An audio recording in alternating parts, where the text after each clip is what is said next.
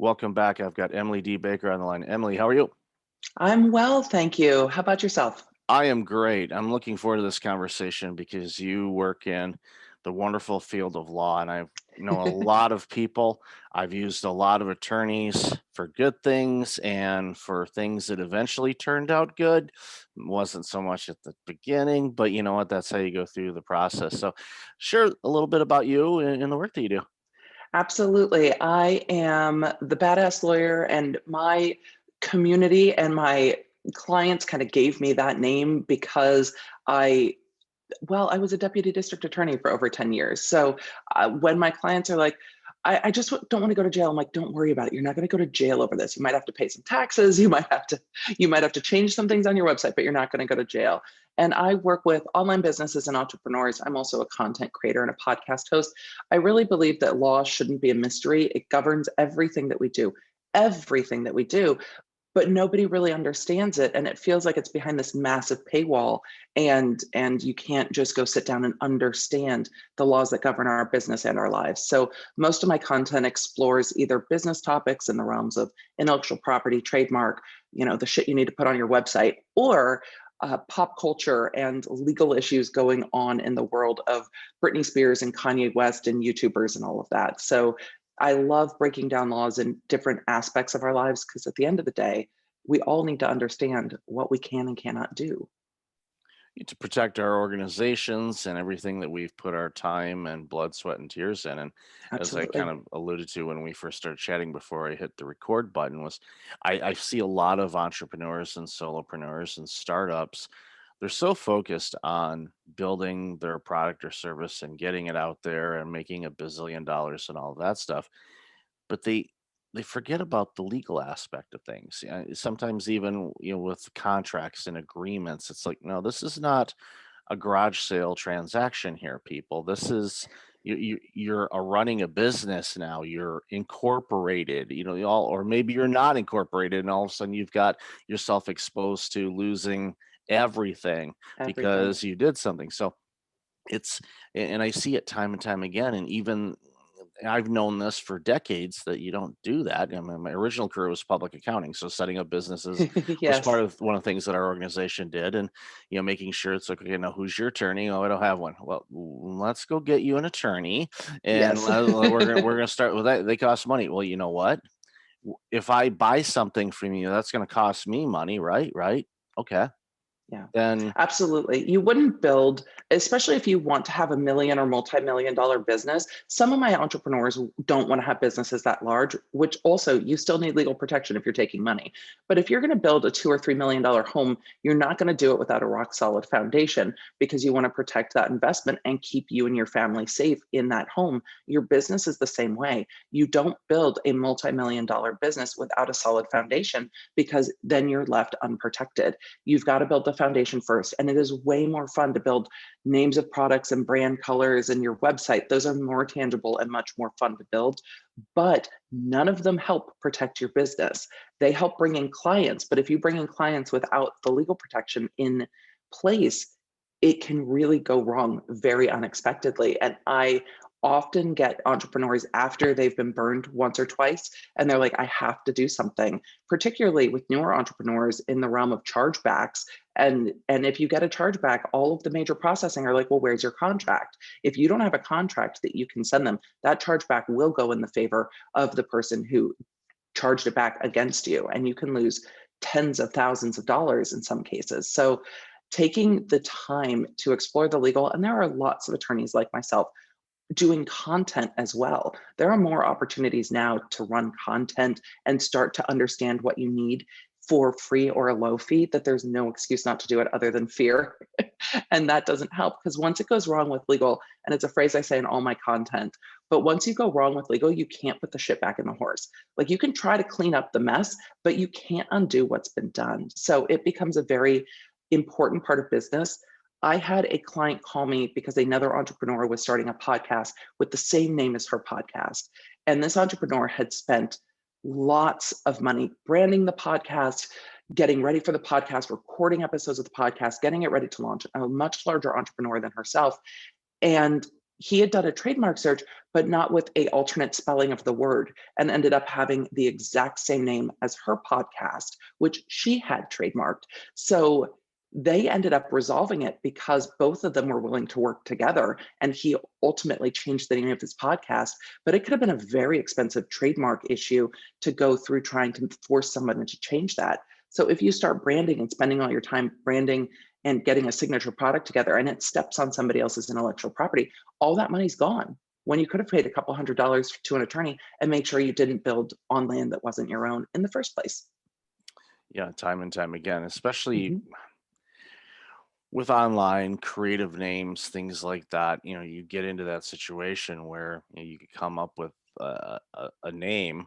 And I'll share a story real quick. I worked for an organization many years ago, and they wanted to do rebranding, and they actually brought in a branding expert and all of that. They obviously weren't legal or anything like that, but they were trying to come up with a name. And then they came back and they said, okay, based on the work that you do, and it was a nonprofit, social services, healthcare, a variety of different things. They actually presented the name Coach. Um, I'm pretty sure and I'm a guy. I'm pretty sure I know about Coach. I've seen many people, especially half the directors of that organization were female, and I would say each of them had purchased Coach products in the past. I'm thinking, no, we can't go with that name. Did you actually Yeah. look that name up? Were you that oblivious in marketing? Because marketing, most people anyway. This firm, I don't think so much. You look for things, and you like, okay, could we use that name like Coke or Coca or Pepsi or Yeah. Target or Mick something. It's like, you can't put Mick in front of anything, even if your last name is, Mick McIvy or something. It's like, let's go to McIvy's. You're going to be getting a phone call from probably a 312 area code or 647 or 847 in Chicago saying, yeah, no, you can't do that. So again, it's just going back to what we said a little bit ago about you're so focused on building your business, you want to protect it because that's and the simple question. I'm sure you ask this a lot, and I advise people on certain things like, so all this work you've done, would you like to lose it like immediately? Yeah. No. Well, then it's like buying insurance. You want to protect your organization. This is simple to make sure it's ironclad. Then if anybody violates it, you're protected. You've got the legal background. Doesn't mean you're not going to spend money to defend your property or your business or whatever the case may be. But that's why it's so important to have legal agreements and check things out and make sure everything's good to go. Absolutely. And it gives you the ability to make choice in your business. If you have a solid agreement and a customer really like with COVID, I saw this so much with different businesses. Hey, I have a no refund clause. Like once work started, all of this.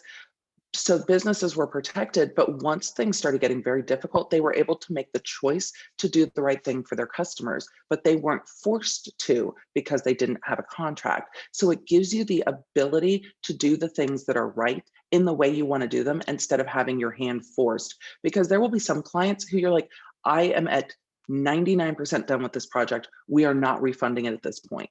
And if you don't have a contract, it's going to be much harder to enforce that. So it allows you to be generous if you want to be generous, but it also allows you to stand your ground. It also allows you sometimes to pass the buck because it's like, you know what, my attorney drafted these contracts.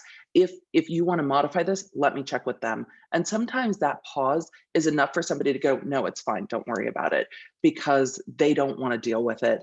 And just having a contract, just having legal protection doesn't mean you have to sue everyone and take them to court. It gives you choice, which ultimately gives you freedom in your business because you're not reliant on other people's decisions to do the right thing. I'll give you a real life example as well. Course creation. I have some courses. I'll be Mhm. creating more over the next few months and years on different things to give access to my burnout coaching in a more affordable way for people. And there was an organization that wanted to, partner up with me and have me create some courses for them as well in the wellness space and whatnot. I'm not going to mention any names, but they send me the agreement, and I look at it, and and again, I'm not an attorney, but I've looked at many agreements. So I passed it on to my legal counsel and I said, okay, take a look at this. But in particular, could you clarify whatever clause or something like that was? Because the way that I'm reading it as a novice is that, they retain not only, the rights of everything that I do. Um, and it's not a collaboration. It's like me working Hmm. for them type of situation, but also common phrases, words, and things like that. They would reserve that as well. And and the attorney came back and he said, "Yep, that's exactly how it was written." I said, "Okay, let's get a bullet point list for them to say, okay, this needs to be changed." And I said, look, I handed it to them, and they apologized. They said, well, they had their attorney draft up a, basically a template for them. They'll Hmm. they'll get back to me on the revisions that I wanted to request. Um, I've never heard from Still them waiting. again, and I Still don't waiting on think those I will. revisions. Now if they're No. if they're listening to the show, still waiting, but I'm not anticipating that they're going to do anything with it because I don't want to say that they were trying to do something shady. I don't want to make that accusation, but not replying to me later on saying, "You know what? We're going to go in a different direction," tells me that maybe. So like, well, that again, that's a perfect example. I could have found myself Hmm. in a pickle on anything that I do and talk about because there's a phrase in a course that I did. They say, "Well, we actually own that phrase, so Right. you need to, pay us for anything that you do." Intellectual property is such a big aspect of contracts, especially in collaborations or joint ventures. Mhm. Oftentimes, people don't even think about if we decide to part ways, how does this thing we built together still get sold? Who owns the rights to the website URL? Who owns the rights if there's social media handles? Who owns the rights to what we've created? And a lot of times, this happens in the music industry too, but people do things earlier on in their career and don't realize the lasting impact of them. But even though you say, I read it, but I'm not an attorney, everyone should read their agreements so they understand at least what they don't understand and then can have those things clarified instead of just relying on somebody else.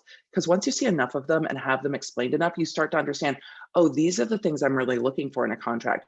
Who owns intellectual property? Is there an arbitration clause?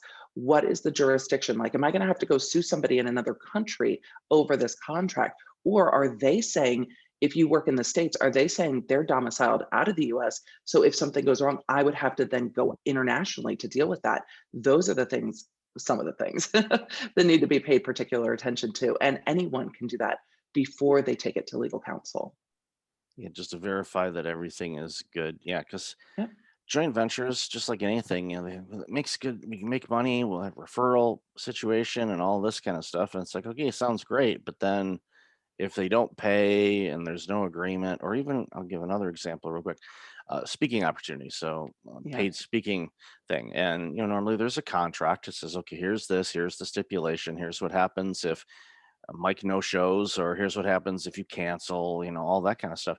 And I had one, reach out to me, and there was more of a, no, we're good. We're just gonna, we'll send you the money and all that kind of stuff. I'm like, now all right, if you're not gonna give me a contract, I'm gonna give you mine just to Hmm. protect everybody. Because I don't, that's, yeah, okay, great. The money comes in. Okay, well, does the check, does it bounce in at all? No. Okay, that seems legit. Okay, that's good. All right. Now, is there, stipulations? What am I supposed to do? Am I supposed to sing during my performance? Because I would definitely need, we need a lot more money. One, earplugs for everybody listening, and then, and me for embarrassment and all that stuff. But at the end of the day, it's like, Yep. ultimately for businesses, and my hope, and I know, everybody in the legal industry would celebrate me saying this, having legal protection on everything that you do should be as common as the ideas and thoughts of how you create something. So if you create something like, okay, I've got this thing, okay, how do I protect this? What are some things that I need to look at with this? Whether it's an endeavor, a skill set, a project, a service, products, whatever. Have that as part of the checklist. And it's either not in mind at all, or it's a back parking lot type of thought and go, oh yeah, wait a minute, we should probably have something like that. Have it part of the design plan, because anybody that Mhm. designs anything, they plan it out, they map it out, and but on that Gantt chart or anything else or project plan that you're using, it's like legal review. Put Mhm. that in somewhere and work with legal, because they can say, well, actually, you should have talked to us back here, or you've talked to us Right. too early. Yeah, they're a partner, and Yes. like you said, spending a couple $100 here and there on something like, a letter or review or title search or whatever the case may be, can save you tens of thousands, if not more, down Absolutely. the road. So it's cheap insurance, people. It And really it's is. when it comes to the intellectual property stuff, you can spend so much time and energy and money building in the wrong direction Mhm. and then waiting to get to legal at the end and going, oh my God, I didn't realize this was someone else's name. I didn't realize that there was a trademark application in the works on this and I can't use it. Even if the URL is available, just because a Google search doesn't show up a .com under the name of the thing you want to name doesn't mean somebody doesn't have it trademarked, or they might have it trademarked in an ancillary category that would forestall some of your down the road plans. So yes, you can get it for your course, but you can't get it for a book, or you can't get it for shirts or hats or mugs or whatever it is you want to sell. And so understanding what your options are early lets you shift course before you've now become married to an idea through time, money, labor, or just falling in love with the thing that you're going to put out to the world, or even starting to share it. So it absolutely makes sense to bring in legal. And if you find an attorney that doesn't make you feel heard, listened to, or emboldened in what you're doing, find another attorney. There are so many lawyers. Find someone who works with you the way you work. That's great advice on that. So, want to talk a little bit about burnout, because you had mentioned that you had Yes. a burnout story as well, and a lot of my listeners have been through it, or they found me because of my burnout journey that I had. So, love to hear what you want to share about that. I had well, it was a career changing burnout for me. I was a deputy district attorney for the county of Los Angeles for over 10 years. That is a criminal prosecutor, um, putting people in prison, everything from, large scale drug deals to tax evasion to murderers to pimps, hoes, the whole nine yard, like kind of like a rap song out of Compton is the type of work that I was doing. And I didn't realize that I had severe adrenal fatigue until I was sick all the time and was going to specialist after specialist after specialist. And somebody was like, oh, well, maybe we should just like, maybe it's your gallbladder. I'm like, I, why is this a guess? Why is surgery now on the table for guesswork? It became very frustrating. And I was looking at my case files one day at work, realizing that I had missed appearances on every case I was handling because I was out of work at least a week a month because I was so sick. And I came down with mono. I got hand, foot, and mouth, which adults like don't get. But I was just so severely compromised with adrenal fatigue that I couldn't bounce back from anything. And by the time I found a functional medicine specialist and realized how severe the adrenal fatigue was, and among other things, he was like, I don't even know how you're working. I'm like, I don't either. I have two little kids. I have a very demanding career. And every day I feel like I'm dying. Like, this is not living by any means. I'm struggling to even drive home at the end of the day. And as I was bouncing back from that, I had to take a leave from work to start to recover my medical situation. And as I was doing that, I herniated my back. And so as I was getting ready to transition back to work, I hurt my back working out because, injured my back, ended up having a back surgery, just got back to work, and within 3 months, injured my back again and needed a spinal fusion. And all of those, it was, gosh, 2.5 years of medical appointments and surgery and trying to figure out what my life even was before I realized that the work I was doing, the way I was doing it, and my natural temperament weren't going to work together. And that career, though I loved it, it's the reason I went to law school. Working that way did not work for me. And I had a very hard time setting good boundaries around my work. And I had a very hard time setting emotional boundaries around my work because when you're dealing with people at the worst part of their life, it is very hard to put bumpers around wanting to do what's right for them, wanting to stand up for them, and putting a lot of responsibility on your own shoulders at the end of the day for a jury decision that you cannot control. And it really did take a toll. I also had an exposure to tuberculosis through work and was treated for that for 9 months, which kind of hastened, I think, the decline of the adrenals because that medication really did a number on my body.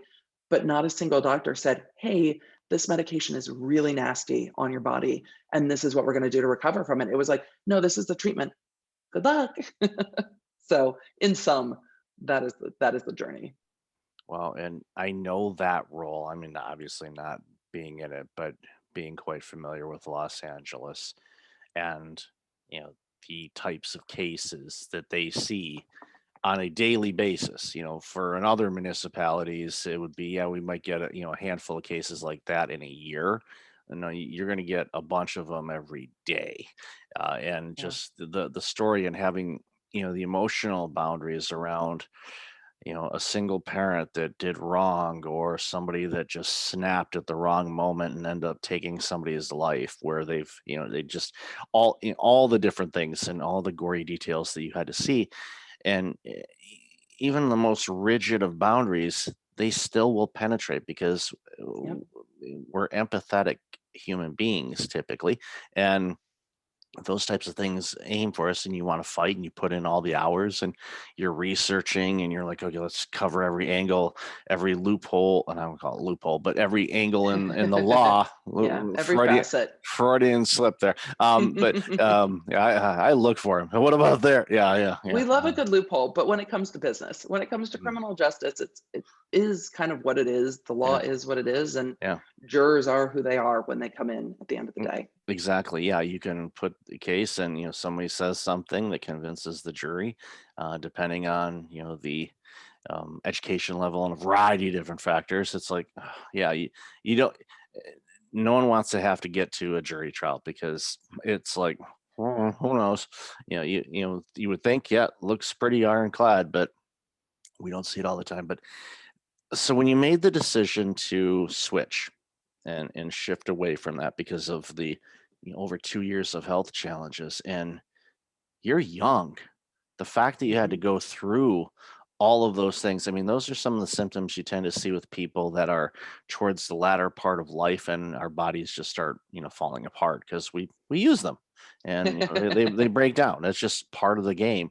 But the fact that you were having all of those things at such a young age, when you got to the point where you say, okay, I just can't do this anymore, what were you thinking about? Were you saying, okay, I want to stay in law? Were you thinking, you know what, I'm going to go into marketing or something out of the ordinary? Was your thinking around that time and what you wanted to do?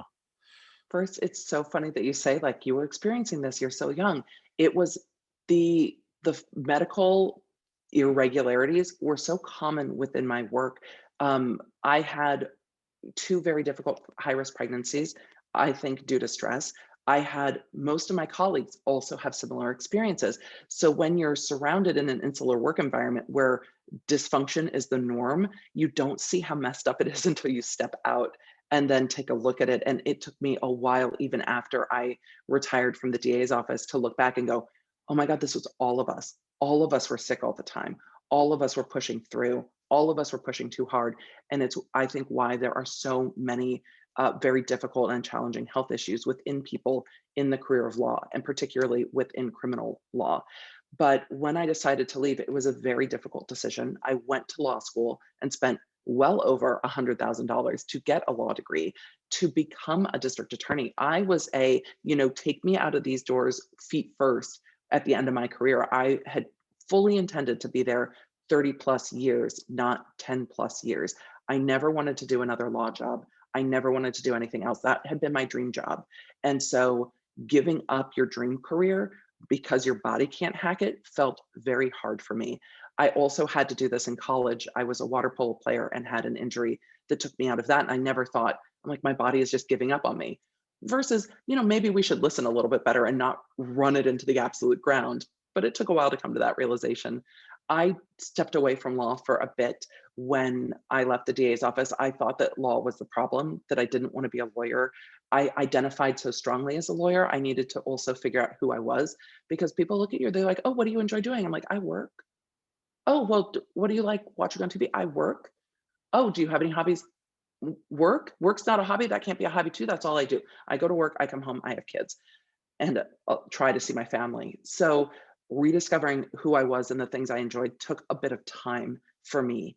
And then as I started going to entrepreneurial conferences, because I had taken Dave Asprey's first Bulletproof Coach certification course, because I found him through his adrenal fatigue story and started leaning more into aspects of Bulletproof that worked for me. And this idea of like, actually track how your body's doing with different things. I'm like, "What? What do you mean track how my body's doing? Look at how I'm sleeping, how I'm hydrating." It was so novel to me. And I thought that that was the direction I was going to go in. And I started going to entrepreneurial conferences after my spinal fusion. Every time I did, somebody would say, "Oh my God, you're a lawyer. I've never met a lawyer." Or I have this like one family member who's a lawyer, but I've never really talked to them. Can I ask you a question? Every single day, multiple times a day. "Oh, you seem cool. It seems like I can talk to you. Can I ask you a question?" And so my work in entrepreneurship started as consulting people who just didn't have anywhere to ask a question. And that's what started my entire entrepreneurial venture. That's what started my podcast. And that's what started all my content was I've never met a lawyer who can just explain things to me. Can I ask you a quick question? And most of the questions were like, what's even an LLC anyway? And I'm like, oh, girl, like you don't need a law degree to understand this. Let me just tell you what it means. And so I found a lot of encouragement in that space. I really love helping businesses build the foundation so I can watch them fly. So when they have $1 million launches, they're not afraid of what the IRS is going to do. They don't hold themselves small because they're like, if I'm just this little business, no one will notice what I'm doing. I like seeing my businesses be bold and saying, I know that Emily's got my back. I know I'm good. Let's change the world. Because most entrepreneurs really don't come at it from, this is how I make money. It's like, this is what I do to change the world. And then I also make money. And that's such a fun space to be in versus getting up in a criminal trial with a witness and being like, hi, I'm the prosecutor. I'm going to ask you some questions. Bitch, I ain't talking to you. I don't want to say nothing. I didn't see nothing. I'm not here for you. When I talk to entrepreneurs, it's a lot of, oh my God, I'm so thankful we can talk. I didn't understand this and I feel so much better. It's just a much more uplifting experience. I bet. And, if we run into each other into a conference, I might use that, that bitch comment just to throw you off. But no, I won't. No, Bitch, I I won't. don't want to hear it. Yeah. A lot of Yeah. what, look, in criminal law, what people don't understand is that being the prosecutor, everyone's mad at you all the time. If you watch how prosecutors are portrayed on television, oftentimes the victims are mad because they don't, the ones who have survived are mad because they don't think you're doing enough. Victims' families are mad because they want you to do more. The defendants and their families are mad because you're doing too much. And at the end of the day, the witnesses are like, I don't even want to be in court anyway. I don't care what happened with these people. I just witnessed a thing. And then the jurors are mad because they're missing work in their lives and they've had their cell phones taken away and they're sitting in a courtroom day after day. And it's a very long process with a lot of breaks. So at the end of the day, everyone's just kind of mad at you all the time. And it's a different experience being in entrepreneurship where people are um, thankful. And not to say people aren't thankful when you're in criminal prosecution, but it's fewer and farther between. Well, I bet, yeah, and the stress level tends to be, I think, especially in the role you were in, dramatically lower, which prolonged stress turns into burnout. And you Yeah. thankfully, had the time to look at it and go, all right, and noticed an opportunity, and and took it, and now you have a much healthier, successful career for you, still helping Yeah. people, protecting them in law and guiding them and all of that. So I commend you on surviving all of that and doing this awesome work. So, I've never been more thankful. Truly. I mean, 3 years ago, I couldn't have imagined what my life looks like. And it always feels weird to hear people say that, but it's mhm, when I was leaving the DA's office, I really still didn't have any idea how the rest of this was going to work. I just knew I had to leave. And I was doing that, I thought, to save myself. I had also lost mentors and friends to various forms of cancer, all in close succession to me having my health issues. And so I saw what I felt like was the writing on the wall for me and said, I can't continue to do this. But taking that leap is very scary. But entrepreneurship is kind of building it on the way down, right? And there's a lot of ways to make money. Finding who you are becomes the most important part of all of it. And then finding what you want to do. I have the most fun in my work. I still work a lot. I do. I'm not going to say I work 3 hours a week and make a ton of money and everything's great. I still work quite a lot. but I love it. And I'm able to stop, my workday when my kids are home and have lunch with them because they're distance learning. I'm able to stop and play a couple rounds of Fortnite if I want to. So my work has become more fluid as a part of my life. And I love what I do. And I picked up hobbies. So it all works. You've made your life more harmonious, and that is Yes. something I always implore people to do. Figure out what works for you, and when you do that, and it flows really well, it's just makes for a more richer life. So, Emily, It I've does. loved our conversation today. Where can people find out more about you and this awesome work you're doing? Absolutely. I am the Emily D. Baker all over social media. We've had a bit of a viral moment over on YouTube, so a lot of content lives there. So the Emily D. Baker or watchemily.com takes you to YouTube. I'm on Twitter, Instagram, and I also have the Get Legit Law and Shit podcast, which really does break down the law and shit through the news stories that you want to talk about. And I just hit top 30 in news commentary. I was shook by it. I was like, there aren't a lot of ladies up on the top of these news commentary charts here. So I'm coming for the news commentary space. That's kind of the 2021 goal. There you go. That's and congratulations on that. It's always Thank good you. to hit, some of those rankings. And like the other day I hit like 19 in Luxembourg, and Yes. I'm like, greetings to everybody in Germany. I've got some heritage, on my dad's side there. I've never been. I'll put it on my to-do list once we get to play and fly in airplanes again safely. But Yes. another story for another day. So, Emily, love the work you do. Thank you so much Thank you. for your time today, and I really appreciate you.